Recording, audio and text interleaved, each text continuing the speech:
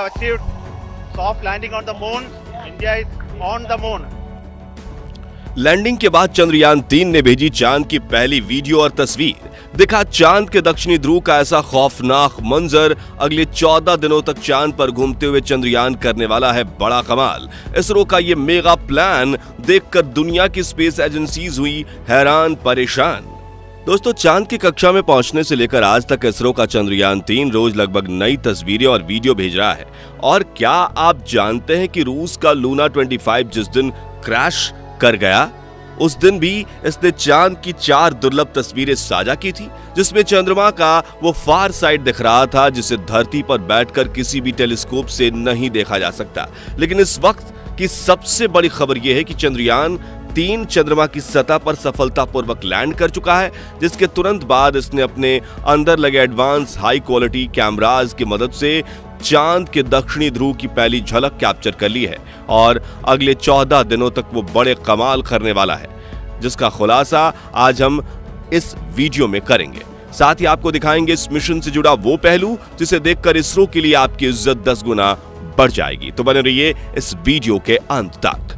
दोस्तों, 14 जुलाई को पृथ्वी से चांद के लिए रवाना हुआ चंद्रयान-3 ने इतिहास तो तब रचा जब उसने 23 अगस्त की शाम चांद के उस साउथ पोल पर लैंडिंग की जहां आज तक दुनिया का कोई देश नहीं पहुंच पाया। चंद्रमा का यह हिस्सा आज भी अपने अंदर अनेक ऐसे रहस्य समेटे हुए है, इसलिए दुनिया भर के वैज्ञानिक इसमें काफी रुचि दिखाते हैं। इसी बीच इसरो की तरफ से एक बहुत ही बड़ी गुड न्यूज ये आ रही है कि चांद पर लैंडिंग के बाद चंद्रयान-3 के विक्रम लैंडर की कंडीशन बिल्कुल ठीक है और इसने चंद्रमा पर रिसर्च करने के लिए अपने प्रज्ञान रोवर को चांद की सतह पर खुला छोड़ दिया है। और ये एआई रोबोट अगले 14 दिनों तक चांद के बहुत बड़े खुलासे करने वाला है। वहीं विक्रम लैंडर के एडवांस कैमराज ने चांद पर अपनी लैंडिंग साइट की सबसे ताजा तस्वीरें भेजी हैं। इन लेटेस्ट फोटोज में आप सूरज की रोशनी को रिफ्लेक्ट करके चमक रही चांद की खूबसूरत सतह को साफ साफ देख सकते हैं। साथ ही ये भी देख सकते हैं कि चांद की सतह कितनी ज्यादा ऊबड़ खाबड़ है, जिसका ये हाल लंबे समय तक उल्कापिंडों की बारिश की वजह से हुआ है। वहीं लैंडिंग से ठीक पहले विक्रम लैंडर पर लगे लैंडर पोजीशन डिटेक्शन कैमराज ने चांद की कई कमाल की फोटोज खींची थी और इसरो द्वारा शेयर की गई इन तस्वीरों में आपको कुछ नाम लिख के दिखाई दे रहे होंगे, जो कि चंद्रमा पर मौजूद बड़े बड़े इंपैक्ट क्रैटर्स हैं, जो यहां से तो हमें केवल गड्ढों की तरह दिखाई दे रहे हैं। लेकिन चौंकाने वाली बात यह है कि इन्हीं रहस्यमय गड्ढों के नीचे 1-2 किलोग्राम नहीं बल्कि पूरे 10 करोड़ टन पानी मौजूद हो सकता है और कई बेशकीमती खनिजों का भंडार हो सकता है, जिसका रिसर्च करने के लिए विक्रम ने अपने प्रज्ञान रोवर को रवाना कर दिया है। तो चंद्रयान-3 के रिसर्च मिशन के ऑब्जेक्टिव्स क्या हैं और ये अपने रिसर्च के दौरान चांद के किन किन रहस्यों से पर्दा उठाने वाला है, जिससे नासा और रूस को भी जलन होने लगी है, आइए जानते हैं। दोस्तों, विक्रम लैंडर पर कोई टायर नहीं लगे हैं, यानी कि लैंडिंग के बाद अब वो अपनी जगह पर खड़ा होकर चंद्रमा पर रिसर्च करेगा, जिससे ये चांद के पतले वातावरण के अंदर मौजूद प्लाज्मा पार्टिकल्स पर स्टडी करेगा। दिन और रात में चंद्रमा की सतह के बदलते तापमान पर रिसर्च करेगा, अपनी लैंडिंग साइट के आसपास आने वाले भूकंप की गति और तीव्रता की स्टडी करेगा और सतह के नीचे लेजर फेंककर सरफेस एलिमेंट्स की स्टडी करेगा, जिसके लिए इसके अंदर 4 पेलोड उपकरण लगाए गए हैं। जबकि चंद्रयान-3 का प्रज्ञान रोवर अपने 6 टायर्स की मदद के चलते हुए चांद के दूर दराज इलाकों की तरफ रवाना हो चुका है और चलते चलते इसने इसरो को भी चांद की डेटा भेजना शुरू कर दिया है। आपको बता दें कि प्रज्ञान रोवर में लेजर इंडक्टेड ब्रेकडाउन स्पेक्ट्रोमीटर और अल्फा पार्टिकल एक्सरे स्पेक्ट्रोमीटर जैसे 2 पेलोड उपकरण लगाए गए हैं, जो कि लेजर की मदद से चांद की सतह के अंदर तक झांकेंगे और सतह के नीचे मौजूद पानी का पता लगाएंगे। साथ ही ये चांद के मिट्टी और चट्टान में मौजूद मैग्नीशियम, एल्युमिनियम, क्रोमियम और सिलिकॉन जैसे कीमती खनिजों को भी खोज निकालेंगे और इस रहस्यों से पर्दा उठाएंगे कि आखिर चांद के अंदर क्या छुपा हुआ है। यानी अगर अपने इस मिशन में विक्रम लैंडर और प्रज्ञान रोवर ने चांद पर किसी कीमती खनिज या पानी का भंडार खोज लिया, तो ये इतना बड़ा कीर्तिमान होगा कि भविष्य में जब भी चांद का नाम लिया जाएगा तो इसके साथ ही इसरो और भारत का नाम भी जोड़ा जाएगा। आपको बता दें कि ये रिसर्च मिशन चांद के 1 लूनर दिन, जो कि पृथ्वी के 14 दिनों जितना है, जिसके बाद चंद्रयान 3 का विक्रम लैंडर और प्रज्ञान रोवर अपने आप निष्क्रिय हो जाएंगे और सदियों तक चांद की सतह पर खड़े होकर भारत के नाम का ठप्पा लगा देंगे।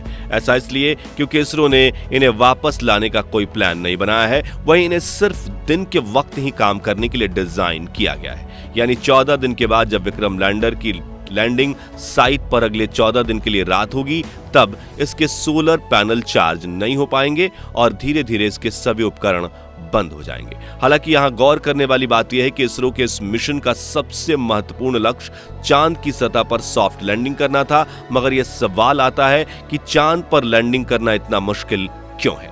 क्यों 23 अगस्त का दिन इसरो के इतिहास का सबसे ऐतिहासिक दिन बन चुका है? और क्यों इसरो की इस उपलब्धि से ब्रिटेन, चीन और रूस जलकर राख हो चुके हैं? दरअसल दोस्तों, चांद के दक्षिणी ध्रुव पर उतरना आसमान से तारे तोड़ने के समान है, क्योंकि चंद्रमा के दक्षिणी ध्रुव पर सूरज की रोशनी उतनी नहीं पहुंच पाती जितनी चांद के दूसरे हिस्सों पर पहुंचती है।